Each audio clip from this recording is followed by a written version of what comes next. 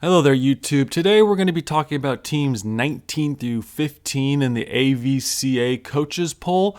And today it's going to be almost the exact same thing, guys, which we're going to be talking about the teams, where they're currently ranked, potentially if they'll stay ranked all season, will they make the playoffs, their key matches will be for this season, and be able to just talk about more volleyball stuff.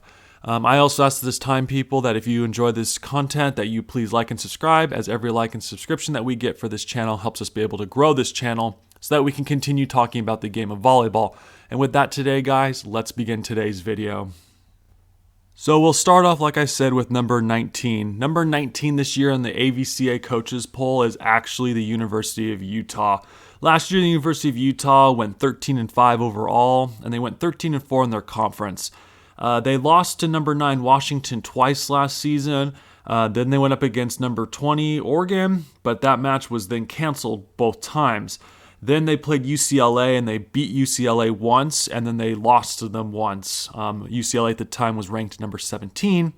And then when they went into the playoffs, they had the big upset that happened to them where they lost to Pittsburgh. Last season, in my honest opinion, was probably the best time for the University of Utah to make a run for the NCAA title. 2 years ago, like I had mentioned earlier in this video, that the University of Utah, I've been watching them since 2019, and in 2019, they hit their wall when they ran into Stanford, the then soon-to-become champs in 2019, which was Stanford. And the University of Utah, they had the team.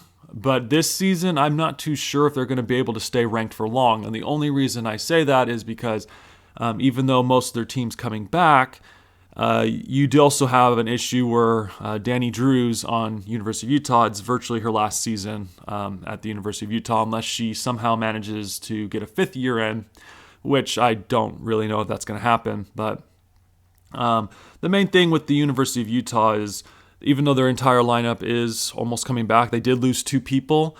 I'm curious to know how long the University of Utah can stay ranked, especially with who they end up playing against.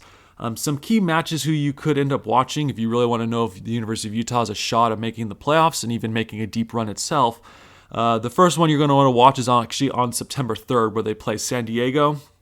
And then on September 11th, I think the September 11th match will give us a way better understanding on who the University of Utah is and who their identity is going to be this season. Against playing Nebraska, Nebraska is always a good program to go up against, and so Nebraska is going to give them an understanding of who they are as a team. And then they play their rival school, BYU, and then on September 16th. And then they'll end up playing Washington on September 22nd. And then they play Oregon on October 3rd and October 29th. And then they'll play USC on October 8th and November 7th.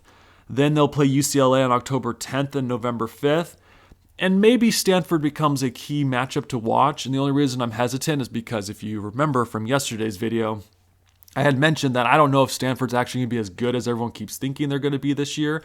But if Stanford is good, then the key times to watch the University of Utah versus Stanford would be on October 14th and November 21st. University of Utah fans will probably get a better understanding of where their team is based off after maybe even the Nebraska one on September 11th.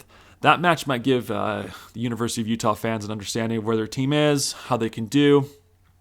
I can see one of 2 things with the University of Utah. This could potentially be their last time making the playoffs, at least for another year. I mean, it's the University of Utah, and they're in the Pac-12, and they're super competitive when it comes to volleyball. But if they're going to make a run, it might be this year. It is, like I had mentioned earlier, it's Danny Drews' senior year in the making. And if they do make a run, they have to be seeded correctly in the playoffs, which means they'd have to stay ranked all season. And right now, I don't see how the University of Utah can stay ranked for much longer, based off what I've seen and who they've come through with the last few years. And like I said, I think last year would have been the best time for them to have made a run, but they got upset by Pittsburgh in the first round. So that being said, University of Utah fans, I believe September 11th is going to be your day which you can understand where your team stands. And potentially if they're going to make the playoffs at all this year, and if they do, would they be able to actually compete with some of these top teams that are in the NCAA in the top 25? Ranked number 18 on this list is Washington State. Last season, Washington State went 11-5 overall, and then they went 11-4 in their conference.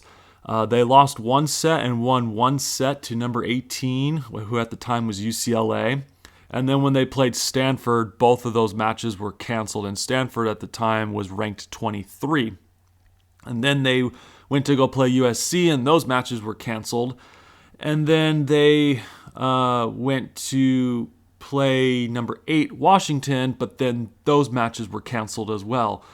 And then they lost one match to number 12 Utah, and then the second match against Utah was canceled. And then in the playoffs, they lost to number 18 Western Kentucky in the second round of the playoffs. Now, Washington State last season, due to the fact that they weren't able to actually play against ranked teams, doesn't give us a clear understanding of who they could potentially become this season. I mean, a lot of their ranked matches were canceled, and in honesty, that doesn't help with being able to understand who they are as a team at this time. The good news is that they only really lost one player from that match to Western Kentucky, who they lost to in the playoffs. So they do have a lot of returners coming back. You just have to fill in the position that was missing, and you should potentially be good from there for Washington. But here's the other thing too. Going into this season, they will have to play against ranked teams. And if playing against ranked teams also means potentially not making the playoffs because you're losing to these ranked teams, then these are the key matches you're going to want to watch to understand if Washington's going to make the playoffs this year. Their first one has already happened, and in case anyone did watch those matches, Pittsburgh fans or Washington State fans, let us know how that match went on the 28th in the comments section below. But they did just play Pittsburgh on August 28th, which we could cover in more in depth, but like I said, I had written this way before these matches had started. They played Pittsburgh, who at the time was ranked number 9. They also play Purdue, who's number 8. And that match is on September 3rd of this year. And then they end up playing number 4 Washington on September 26th and November 27th. Then you can see them play against USC on October 1st and October 31st. Then they'll have to play against number 17 UCLA on October 3rd or October 29th. Then they'll have to play number 14 Oregon on October 27th and November 18th. And Stanford on October 22nd and November 14th. And finally, they potentially end their season playing number 19, the University of Utah, on November 24th. Where this team's going to fall this season, don't really know. We'll probably know really, really fast how they do against ranked teams, just based off how quickly they're playing against ranked teams in their schedule. And so you'll probably get an idea of who Washington is by the end of September, Washington State fans. And with that being said, guys, we'll get an understanding of should they actually make the playoffs. If they do, how far they'll go. Based off last season, potentially eliminated first round, in my opinion, if they perform the same way as they did last year against ranked teams when they did play them. But who knows at this point. So keep an eye out for Washington State, though, because Washington State is going to be an interesting one to watch in general, just based off the fact of what happened last year and how this is a brand new season, and sometimes things carry over, and they do have most of their starters coming back from their last match. So who knows how they do against ranked teams this season, guys, but it should be fun to see how Washington State does this season. Number 17 in our list is UCLA. Last season, they went 15-7 overall, and they went 14-6 in their conference. I think the best way to describe UCLA last season when they played against ranked teams was they won one and they lost one, because this is how it went for them. They won one and lost one to Oregon. They lost one and won one against Washington State. Then they won one and lost one to the University of Utah. And then they won one and lost one to USC. You see the pattern that's coming here? The UCLA is, last season, they would beat a team who was ranked, then they'd lose to that same team who was ranked. Don't know why, but that's the pattern that they had last season. But then going into the tournament as well, UCLA lost to BYU in the tournament. But the good news with UCLA this season is they only lost one player from their starting lineup from their last game against BYU. And so, actually, correction, they lost two players, looking at my notes just now. So they lost two players. And with that being said, you can still recover from just losing two players. The good news about them, too, is this coming season, if they do keep their starting lineup and they just replace who they've lost, potentially you're only going to lose two seniors because the rest of their squad is pretty young, sophomores, juniors, and maybe one senior who'll start. Maybe you only lose one, two, or three, depending on who UCLA decides to start for this season. Some key matchups to watch out for UCLA when they play this season. They play Georgia Tech on September 4th. That should be an interesting match to watch because if Georgia Tech stays where they're at 24 and UCLA stays at 17, that should be a really fun match to watch. They play San Diego, who's also on the ranked list in the bottom 20s against UCLA. And then, but Georgia Tech is on September 4th and San Diego's on September 9th. Then they play USC on September 22nd, and then later on in the season on November 26th. They play Stanford on September 26th. They play Washington on October 1st and October 31st. And then they play the University of Utah twice this season, which they'll play on October 10th and November 5th. And finally, they play Oregon on October 22nd and November 14th. This should be an interesting season for Oregon in general. Will they continue the trend of losing one, winning one against ranked teams? We don't know. We could find out eventually. But UCLA, we might get a better understanding of who they are as a team potentially by mid-September, late September, because they are a pretty young team with sophomores and juniors and one senior potentially starting. But UCLA should be an interesting one to watch. I personally think that if they do make the playoffs this year, because of how young they are and they have more experience under their belt, they might be able to go first, second round. Maybe not a deep playoff run just yet, but they could potentially do it. It's just based off where they end up in the rankings and how they finish in their conference and how they play against ranked teams this season. So I'd keep an eye out for UCLA. UCLA, in my opinion, might be considered a dark horse in the making. Not too sure yet. Still need to look at all these other teams, but at least from where they're currently ranked, they could potentially be the dark horse team in the making, just based off what happened last year and potentially how they might do this season. Number 16 on our list is Western Kentucky. Last season, Western Kentucky, they went 23-1 in their season, and they went 12-0 in their conference. The only teams that were noticeable that were of importance for Western Kentucky to have played was they beat number 24 Rice, and they ended up beating number 17 Washington State last season. However, when they went into the playoffs, they lost to the University of Kentucky in the NCAA tournament. Now, that being said, what's going to be interesting with Western Kentucky this season is I have a high hopes for them that they virtually repeat what they did last season. There's a high chance that they potentially go 12-0 again. Their conference is not the best. How they do against the other teams will also determine how they do and where they rank in playoffs. They could end up becoming like the new Pittsburgh, because for a while Pittsburgh was doing really, really well. But because of how weak their conference was, they weren't able to play against top-ranked teams earlier, and then they got stuck playing top-ranked teams in the actual playoffs, and that's when they would struggle.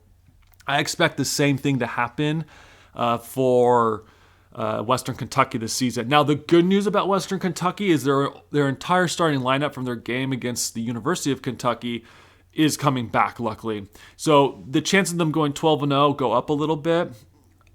Just based off that, and potentially how they do in the playoffs is going to be based off how their starting lineup is able to perform if they can stay healthy and all that. Now, the thing that needs to also be pointed out as well is at the time of writing this script, they had actually tied to number 3 Kentucky. I don't know why they only went to like four sets, it looks like, out of 5. But they didn't bother playing a 5th set, but they tied with them. And then they ended up playing, recently they played Notre Dame on August 27th. For those fans of who have watched those matches, tell us in the comment section below how those teams did if you guys had a chance to watch it, so we get a better understanding of what happened with these teams. Now, after that, there really is no key matchups for Western Kentucky at this point. And so I personally think Western Kentucky, potentially first round exit really, really fast NCAA tournament due to the fact that they're having to play ranked teams not as much. Their conference is most likely not as difficult as other conferences like the Pac-12, like I've mentioned earlier. And because of that, they're probably going to be stuck playing against ranked teams a lot sooner in the playoffs, or just teams in general who've had harder conferences to deal with. And so potentially Western Kentucky might get eliminated in the first round. Last team we're going to talk about today is number 15, BYU. BYU last season went 17-2 overall, and they went 15-1 in their conference. They were able to beat San Diego twice last season, and then they beat UCLA in the tournament before they lost to Wisconsin in the tournament.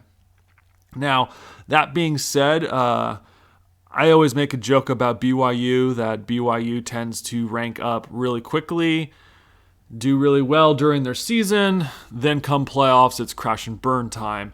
Now, granted, it is just a joke, but that tends to happen sometimes with BYU, just on how quickly they do. But BYU will be a fighter team this season, potentially. And the only reason I say that is because from their class of who they lost, they only really lost one person from their starting lineup, and they actually got a lot better too.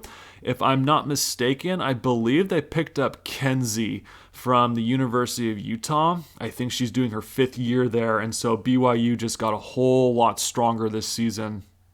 Potentially BYU becomes a true dark horse where they're at. They're kind of in the middle of the pack, which is going to be really interesting to watch to see how BYU does during the season. The addition of Kenzie from the University of Utah is actually a huge boost for them to be able to actually perform well this season. But that being said, with BYU, something that also needs to be mentioned too is that BYU, they don't play many ranked teams during the season. In fact, they end up playing Pittsburgh on September 10th, and then they play the University of Utah on September 16th. Then they end up playing Pepperdine on October 16th and November 11th, and their last ranked opponent will be San Diego on October 22nd and October 23rd. Now, the thing with BYU is on years that they're really hot in the playoffs, they go really, really deep. And then on years that they don't do so hot in the playoffs, they tend to crash and burn really, really fast. And so we don't know what BYU team we're going to end up seeing this season.